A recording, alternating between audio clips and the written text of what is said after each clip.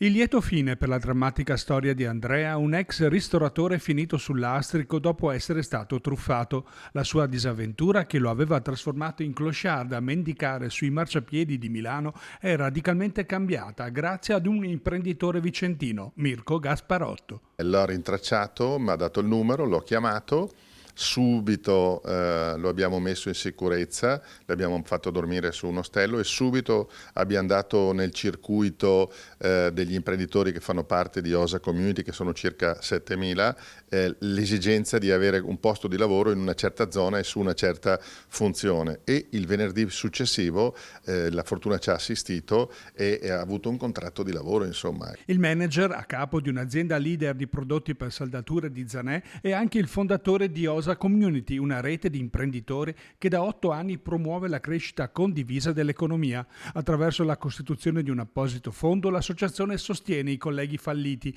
che Gasparotto invece preferisce definire momentaneamente caduti da cavallo. C'è una sede a Vicenza, ci riuniamo ogni mese, ci sono circa 200-250 imprenditori e cerchiamo di far aumentare la cultura imprenditoriale degli imprenditori, soprattutto le piccole e medie imprese. Il nostro obiettivo è quello di cambiare la direzione di almeno 50.000 imprenditori in Italia, ma credo che siamo sulla buona strada. La vera sfida è anche il cambiamento della cultura d'impresa, non solo business ma anche solidarietà, il cosiddetto give back, molto più comune e diffuso negli Stati Uniti. Io personalmente sono mosso dal fatto che sono stata una persona fortunata, ho avuto tante cose dalla vita e penso che ritornare un po' di queste cose, un po' di questa fortuna, magari a persone che non sono fortunate, sia il minimo del minimo che si possa fare, perché tante volte pensiamo che lo Stato deve far tutto, che le persone, sono sempre gli altri che devono aiutare. Se ognuno di noi ci muovesse con questi piccoli passi, esisterebbe molta meno povertà, esisterebbe molte meno situazioni difficili.